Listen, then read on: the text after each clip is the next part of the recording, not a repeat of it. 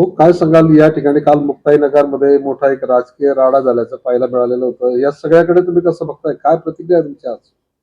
नाही, मुक्ताईनगर तसं शांत शहर आणि इतिहासात पहिल्यांदाच मुक्ताईनगर शहराने एवढी गुंडगर्दी, बाहेरचे गुंड आणि त्या ठिकाणी मोठ्या प्रमाणावर दहशतीचं वातावरण निर्माण करण्याचा प्रयत्न हे पहिल्यांदाच अनुभवलं. आमदाराच्या माध्यमातून हे साराचं सारं करण्यात आलं. त्याची व्हिडिओ रेकॉर्डिंग पण आहे. म्हणजे एक आमदार पुढे चालत आहेत आणि 100-125 मोटरसायकली त्यांच्या मागे आहेत. 2-2 जण त्याच्यावर बसलेले आहेत. म्हणजे आचारसंहिता आहे की नाही? पोलिसांनी याच्याकडे व्हिडिओ रेकॉर्डिंग करून केलेलंच आहे, त्याची कारवाई केली पाहिजे. असे 200-200 लोक घेऊन आणि ते गुंड तडीपार जे भुसावळचे, जळगावचे अशा स्वरूपाचे सारे तडीपार गुंड मुक्ताईनगर शहरामध्ये ह्या आमदारांच्या माध्यमातून आणले गेले आणि गाडी मग पुढच्या कालखंडामध्ये आपण त्यांच्या गाडीमध्ये बसायचं, 4 व्हीलरमध्ये.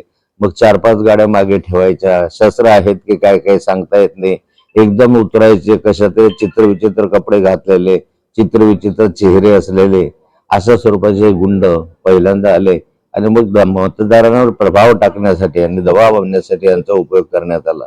त्याचबरोबरीला आमदारांनी स्वतः यामध्ये दमदाटी केल्याची उदाहरणं आहेत.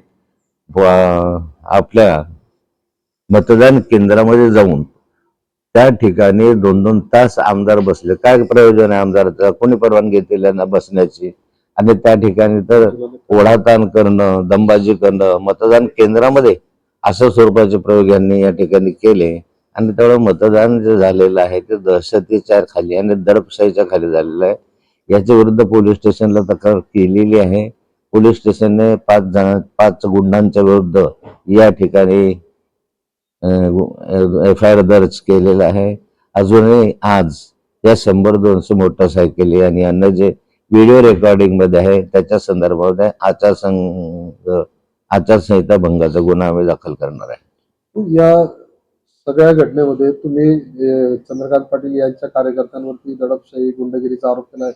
त्याविरुद्ध त्यांच्याकडनं सुद्धा आपल्यावरती किंवा रक्षाताईंच्या कार्यकर्त्यांवरती अशाच पद्धतीचे आरोप केले गेलेले आहेत. बोगस मतदानाचा आरोप केला गेला. जे बोगस मतदान पकडलं गेलं आहे ते शिवसेनेच्या शाखा प्रमुखाचा मुलगा आहे आणि दुसरे कट्टर शिवसैनिक आहे.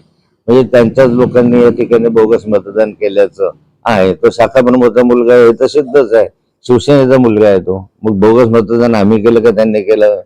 आणि बोगस मतदान केलं असेल तर त्यांनी तक्रार करावी ना, किंवा गुंडगर्दी रक्षाताईच्या माणसांनी केली असेल तर त्यांनी तक्रार करावी. रिसर्च जशी आम्ही केली आहे व्हिडिओ रेकॉर्डिंग सेट, तर त्यांना तक्रार करायला कोणी मनाई केलेली आहे. पुढची भूमिका काय असणार आहे भाऊ? नाही, पुढची भूमिका काय, आता शांततेनं राहावं सर्वांनी. या शहरामध्ये जे काही 100-200 वर्षापासून शांततेचं वातावरण आहे ते टिकावं. हे पहिलंच वर्ष असं दिसतं सगळ्या निवडणुकांमध्ये. इथं लोकसभा झाल्या, विधानसभा झाल्या, स्थानिक स्वराज्य संस्थांच्या निवडणुका झाल्या, पण असे बाहेरचे गुंड आणून शस्त्र घेऊन अशा स्वरूपाचं कधी आम्ही पाहिलं नाही, अनुभवलं नाही. पहिल्यांदाच या ठिकाणी आमदारांच्या माध्यमातून, शिवसेनेचे आमदार आहेत त्यांच्या माध्यमातून केलं गेलेलं आहे. आता काही वेळापूर्वी तुम्ही म्हटलं की आम्ही आचारसंहिता भंगाच्या तक्रारी दाखल करणार आहे, तर अशा पद्धतीची काही प्रशासनाला कळवलं जातं? प्रशासनाशी आम्ही चर्चा केलेली आहे. आमदार स्वतः समोर आणि त्याच्या मागे 100-125 मोटरसायकलीचं जे काही आपल्याकडे व्हिडिओ रेकॉर्डिंग आहे आणि मतदान केंद्राजवळ जात आहे त्याच्या संदर्भामधल्या आचारसंहिता याच्या आधारावर त्यांनी भंग केली, याचा एक आज आम्ही गुन्हा दाखल करणार आहे. या ठिकाणी आपण बघितलं की 5 कार्यकर्त्यांच्या विरोधात गुन्हा दाखल झालेला आहे.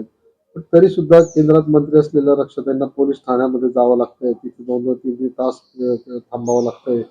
याकडे तुम्ही कसं बघता? दिवसभराचं वातावरण जे गुंडशाहीचं आणि दडपशाहीचं होतं त्यामुळे कार्यकर्त्यांचं मनोबल कमी झालेलं होतं आणि कार्यकर्त्यांचं मनोबल उंचावर राहिलं पाहिजे त्यासाठी त्यांच्या पाठीशी भक्कम उभं राहणं गरजेचं होतं आणि यासाठीच रक्षाताई त्या ठिकाणी गेल्या होत्या. विजय कोणाला मिळेल असं वाटतंय तुम्हाला? जे काही मतदान झालं, तुम्ही म्हटलंय की दडपशाहीमध्ये झालंय, सगळं झालंय, तर कोणाचा विजय होईल असं वाटतंय तुम्हाला? नाही, विजय तर नक्कीच भाजपाचाच होईल असं याच्यातनं चित्र दिसत आहे. पण आता ते शेवटी निवडणूक आहे. चला.